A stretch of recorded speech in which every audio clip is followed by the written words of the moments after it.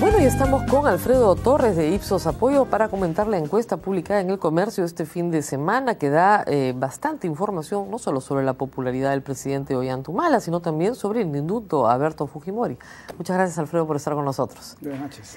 Bueno, vamos primero por la aprobación presidencial, que es lo que siempre mide Apoyo desde hace 30 años, ¿no? Bueno, ya son más de 25, sí. Más de 25 años. Veamos el primer cuadro, por favor. ¿Aprueba o desaprueba la gestión del presidente de la República? De 45 a 40, ¿no? Desde julio, digamos que está estable el presidente. Sí, está estable alrededor de 40 y da la sensación que se va a quedar ahí por un tiempo, salvo que haya algo muy positivo, muy negativo, por ejemplo, en el Braem, ¿no? Así es. Ahora, si se compara este nivel de aprobación con la de Alan García o con la de Alejandro Toledo... Está por encima. Muy por encima, ¿no? Está por encima, de Toledo, sí. Muy por encima, presumo. Para esta época, digamos, Alan García andaba ya en el 30 y Toledo en el 20. Así es. O sea, tiene una mayor aceptación. Por lo tanto, debería estar tranquilo, ¿no? Y no estar haciendo cosas... Sí, es un nivel, digamos, con el cual se puede, digamos, trabajar y no vale la pena ni aspirar a mucho más porque va a ser difícil que lo logre, ni tampoco preocuparse demasiado porque aparentemente hay un sector de la población que lo va a seguir apoyando. Hay dos temas que la gente identifica como los que le molestan mal de su gestión. Uno es la inseguridad ciudadana, que parece que el gobierno no ataca, y el otro tema es la subida de los precios, de la cual el gobierno no dice nada. Bueno, la población siempre ha sido muy sensible desde la época de la gran hiperinflación al tema de los precios, ¿no? Al menor crecimiento de precios de alimentos, sobre todo, la población reacciona. Y el otro tema, por supuesto, que sí fue además el eje de la campaña y que fue una razón de votar por el presidente Humala, es el tema de la seguridad ciudadana, ¿no? Que ahora se ha complicado además con el tema del terrorismo. Claro. Y cuando ustedes preguntan por seguridad ciudadana, ¿preguntan por las dos cosas? La pregunta, digamos, ya la venimos haciendo desde hace un tiempo, así que no hemos introducido ninguna variación, pero suponemos que involucra las dos cosas, ¿no? La idea de la seguridad total de las personas está implícita. Bueno, vamos al tema del indulto de Alberto Fujimori, que es lo que más controversia ha generado y más sorpresas ha generado, por lo menos en algunas respuestas. Primero, ¿cuál considera que es el estado de salud de Alberto Fujimori? Acá las respuestas son impresionantes, ¿eh? 15% es un paciente en fase terminal, 44% tiene una enfermedad grave, 27% está enfermo pero no es de gravedad, 9% no está enfermo, tiene las molestias de cualquier persona de su edad, 5% está bien de salud, no tiene nada, 3% no precisa. Bueno, lo que sabemos por las declaraciones de todos sus médicos, incluso de sus propios allegados, es que no es un paciente terminal. Pero el 15% cree que está muriendo. ¿Cómo se ha logrado esto? Los fujimoristas deben estar felices. Bueno, hay algunas fotos que han salido por ahí, ¿no? Pero en todo caso, la mayoría sí piensa que tiene una enfermedad grave, ¿no? Claro. Tiene una enfermedad grave 44%. Lo que han dicho también muchos de los médicos con los que hemos hablado es que no tiene una enfermedad grave, tiene una enfermedad con grave riesgo de reincidencia, pero nunca mencionan la palabra reincidencia, solamente dicen grave riesgo, grave riesgo, grave riesgo, ¿qué tal psicosocial, no?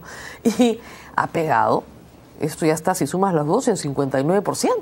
Claro.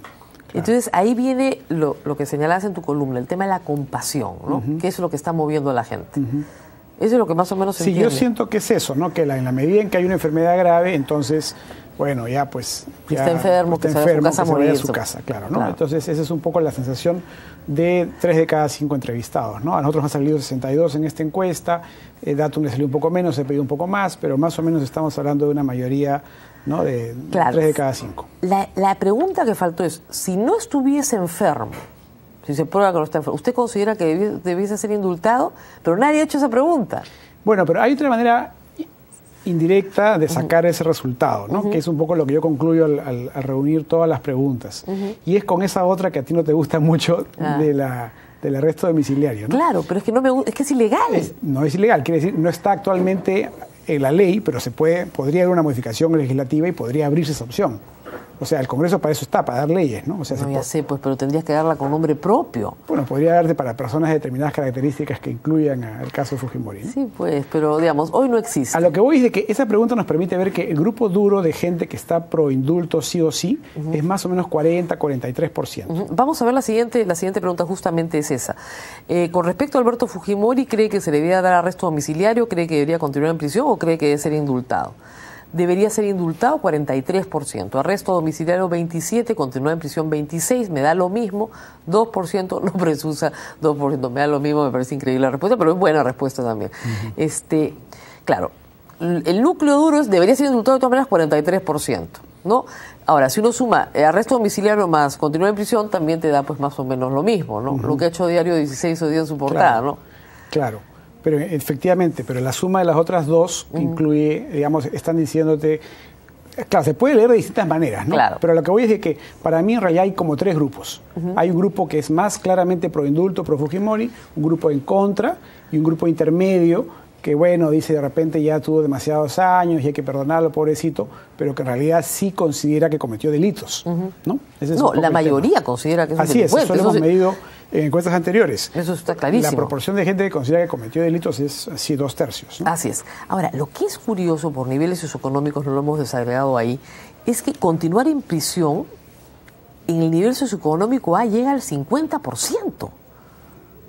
O sea, sí, comparado con el 26% del total, sí, es el doble en el nivel socioeconómico A. El nivel socioeconómico A es el que considera que Fujimori debe seguir en prisión en un 50%. Y ahí estaba la base de Keiko. ¿Qué pasó? Bueno, el voto de Fujimori estuvo, tanto del padre como de Keiko, era bastante repartido en todos los sectores sociales, ¿no? Claro. PPK era el nivel alto en todo caso. Claro. Lo que yo diría ahí es que es también la gente de mayor nivel educativo, ¿no? Y entonces es la gente más crítica de los actos delictivos que cometió Fujimori o la gente más informada de que sobre no las está enfermedades, tan grave, claro, ¿no? El tema de la enfermedad, o sea, digamos, son personas que saben perfectamente qué cosa es un cáncer a la lengua y qué cosa no es un cáncer a la lengua. Claro. Y una foto en una cama no les impresiona. Ahora, el 50% del A dice continuar en prisión versus el 18% del E. Claro. Entre los más pobres sí hay mucho mayor solidaridad o compasión, finalmente. Enorme, enorme. Incluso, claro, y del mismo modo en el sentido inverso, ¿no? Ser indultado 24% en el A y ser indultado 54% en el E. ¿No? El salto es enorme, ustedes lo han marcado en rojo, porque los saltos son enormes por niveles socioeconómicos, ¿no? En el nivel socioeconómico A, continuar en prisión 50%, porque, o sea, digamos, si las personas que han visto programas políticos y escuchado debates saben que fase terminal no está, claro, y ni siquiera lo han pedido por fase terminal, y que tampoco tiene una enfermedad grave de acuerdo a sus propios médicos. ¿No? Tenemos que hacer un corte, me indican, pero regresamos con Alfredo Torres, no se muevan.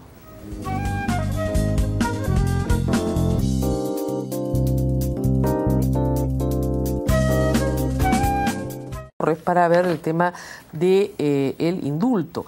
Si el presidente Ollanta decide indultar a Alberto Fujimori por razones humanitarias, ¿estaría de acuerdo o en desacuerdo con esta decisión? De acuerdo 62%, en desacuerdo 34%, no precisa 4%. Esta es una respuesta muy importante porque se tiene que entender con la otra en la cual la gente dice ser indultado 43%, arresto domiciliario 27%. ¿Por qué la diferencia? Claro. Lo que nos revela la comparación entre esas dos preguntas es que, puestos en la disyuntiva de que hay o no hay indulto, la mayor parte de personas que tienen una posición intermedia, que creen que es culpable, pero que pobrecito está enfermo y que debe irse a su casa, esas personas terminan indultándolo. Indultando. O sea, eso es lo que pasa. Le parecería bien, de acuerdo 62%. La pregunta es ¿qué pasa si después Alberto Fujimori, bueno, eso lo vamos a ver más adelante, pero vamos a la siguiente pregunta. Si se le concede el indulto a Fujimori, ¿cree que la consecuencia para el gobierno sea positiva o negativa? Positiva 39%, negativa 36%, neutral 15%, no precisa 10%. Acá sí, la cosa no está tan clara. No está clara, en realidad está bien dividido y de verdad creo que de verdad no está claro. O sea, no solamente la opinión pública no lo tiene claro, sino no lo tiene claro los analistas políticos tampoco, ¿no? Nadie lo tiene claro porque todo depende de lo que pase después. Así es, cómo se comporte Fujimori, cómo se comporta, si se sale del indulto, por supuesto, ¿no? Cómo se comporta antes y después. Así es. Va a pedir disculpas, va a mantenerse en su casa, ¿no? Porque si él vuelve a la palestra política sería un papelón, si su reacción es como la del caso Crucillat, va a ser un desastre. Claro. Y a eso viene la otra pregunta de la que vamos a hablar. En caso de que Alberto Fujimori fuese indultado, ¿cree que se dedicaría a la vida política o se quedaría en reposo debido a su enfermedad? ¿En reposo? No, eso está mal. cree que se dedicaría a la vida política. Le han puesto el resultado de otro cuadro, sáquenlo por favor, lo voy a leer. En reposo 71%, ahora sí, en reposo 71%, regresaría a la vida política, 23%, no precisa 6%. Ahora sí está en pantalla. Claro, este es el resultado que sustenta el apoyo al indulto humanitario. Claro, digamos, que es perfectamente consistente, coherente, ¿no? Claro. Es decir, es un paciente en fase terminal, más tiene una enfermedad muy grave, más o menos también 60%. Que lo indulten porque está muy enfermo, 70%. Que se vaya a su casa porque tiene que estar en reposo por su enfermedad, 71%. Ahora, ¿qué pasa si sale, ¿no es cierto? Y dice, bueno, me he curado, me siento estupendo, me voy a pescar a la selva, regreso, armo mi campaña, me lanzo, apoyo a mí, etcétera, etcétera, etcétera. Claro, eso sería un tremendo problema para el presidente porque, ¿no? Quedaría pues como que lo han hecho el tonto, ¿no?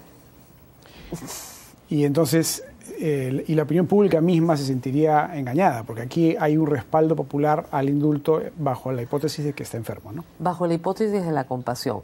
Ahora, esa es una hipótesis que algunos fujimoristas han trabajado, yo creo, muy bien, como por ejemplo Carlos Raffo, pero no Kenji, ¿no? Kenji, bueno, es el que manda las fotos, pero de todas maneras dice, mi padre no se va a humillar en ningún momento, ¿no? O Marta Chávez, que dice, va a regresar a la vida política de todas maneras. Entonces, ha habido como una especie de descoordinación entre ellos, aun cuando en la última semana yo creo que han estado un poco más coordinados en este camino de la compasión popular, ¿no? Sobre todo este fin de semana, mandando fotos más dramáticas, y probablemente veamos cada vez fotos más dramáticas, ¿no? Va a ser una dramatización, creo, me imagino, muy profunda hasta Navidad, probablemente.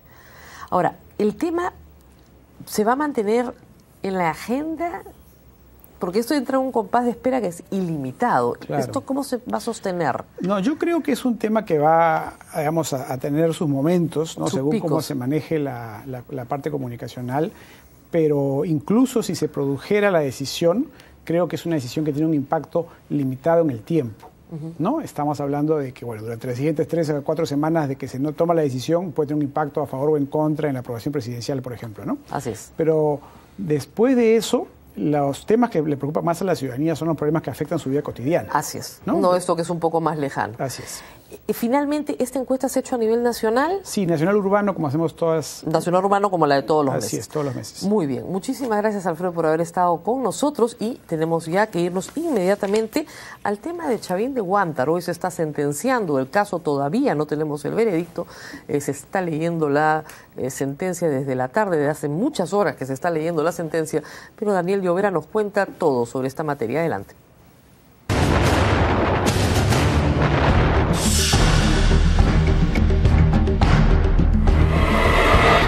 La lectura de la sentencia a Vladimiro Montesinos Torres, Nicolás Hermosa Ríos y los coroneles Roberto Huamán Azcurra y el prófugo Jesús Zamudio Aliaga por las presuntas ejecuciones extrajudiciales perpetradas una vez terminado el operativo de rescate Chavín de Huántar no culminaba aún al cierre de esta edición.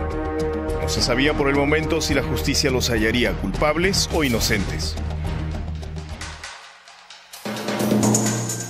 El Ministerio Público pide, no obstante, por este hecho, 20 años de prisión para el ex asesor de Alberto Fujimori, 18 años para Hermosa, 7 para Huamán y otro tanto para Zamudio. La tercera sala penal liquidadora solo procesa a estos 4 personajes. Ninguno de los comandos Chavín de Huántar que rescató a los rehenes cautivos por los terroristas del MRTA ha sido parte del juicio, como errónea y tendenciosamente se ha informado en los últimos meses. En mi concepto, la posición del Ministerio Público es correcta, ha desarrollado una intensa actividad probatoria y existen en el proceso suficientes elementos probatorios como para sustentar una condena.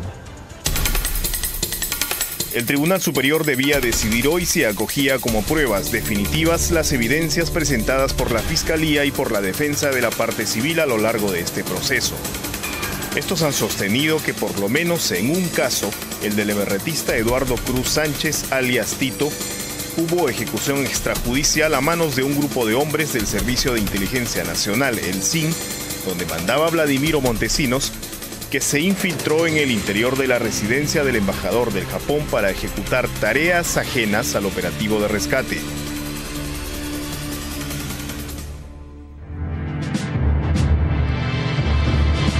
Las evidencias que involucran a Montesinos, a Hermosa, a Huamán y a Zamudio por el accionar de los llamados gallinazos son básicamente 4. La primera es el testimonio invariable en el tiempo del ex diplomático japonés Hidetaka Ogura, quien aseguró haber visto al emerretista Cruz Sánchez confundido entre los rehenes, pretendiendo pasar inadvertido para escapar.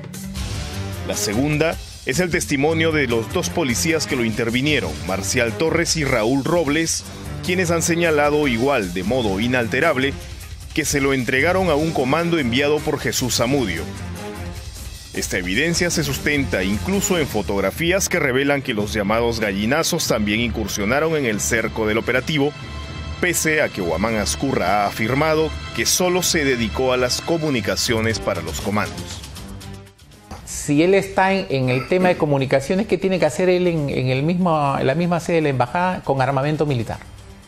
Está ahí y las fotos lo identifican. Él y otros elementos, creo que también aparecen fotos donde aparece coronel Zamudio. Entonces, ¿qué hace? Y es por eso que como lo ven con el uniforme de camuflaje, creo que utilizan los militares en este tipo de operaciones, es que los policías que conocen estos temas, a verlos con armamento militar dentro de la operación, es que lo entregan a ellos.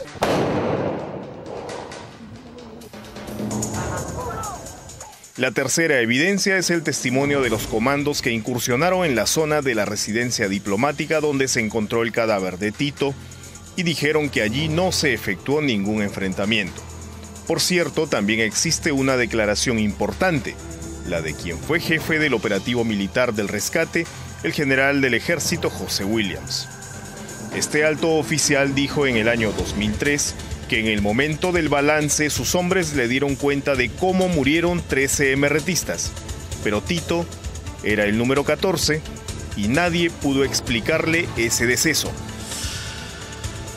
Pero el número 14 él no responde por eso, porque está fuera de su competencia. O sea, esto revela la existencia de un comando de mando, algo así, paralelo al comando militar que actuó exitosamente en el rescate de los rehenes. La cuarta evidencia son los peritajes del equipo peruano de antropología forense y del Instituto de Medicina Legal al cadáver de alias Tito, que arrojaron que el terrorista murió de un disparo en la cabeza mientras su cuerpo estaba inmovilizado. En este último caso ha sido el propio gobierno de Ollanta Humala el que se ha encargado de intentar el descrédito de los informes de la Fiscalía y del EPAF. ¿Logró cuestionar en su esencia el peritaje del EPAF? Creo que no, porque el peritaje del EPAF se mantiene, es un documento científico realizado por peritos de impecable trayectoria. Además, los peritajes que ha presentado el procurador del Ministerio de Defensa después de muchos años al proceso se basan en análisis practicados en base a vistas fotográficas. Porque el EPAF sí realizó sus exámenes al cadáver directamente. El exfiscal Avelino Guillén nos explica la postura del gobierno del presidente Humala en lo que ha sido la última etapa de este caso emblemático.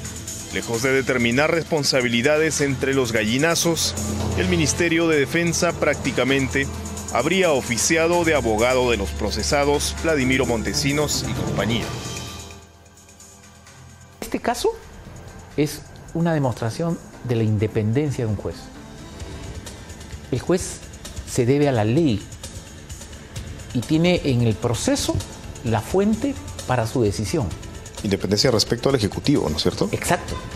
Independencia frente al Ejecutivo que está realizando una actividad muy intensa para conseguir un resultado favorable a la pretensión del señor Montesinos. Extraño, ¿no? ¿Ahí hay presión del sector militar? No entiendo eso, no logro entender, me confunde mucho. Quien dirigió toda esa vasta operación de sometimiento de los institutos armados, ahora es defendido por posiciones provenientes del Ministerio de Defensa actual, ¿no? O sea, eso no lo alcanzo a comprender en su plenitud. O sea, no, es muy complicado. Yo creo que tenemos que ser coherentes.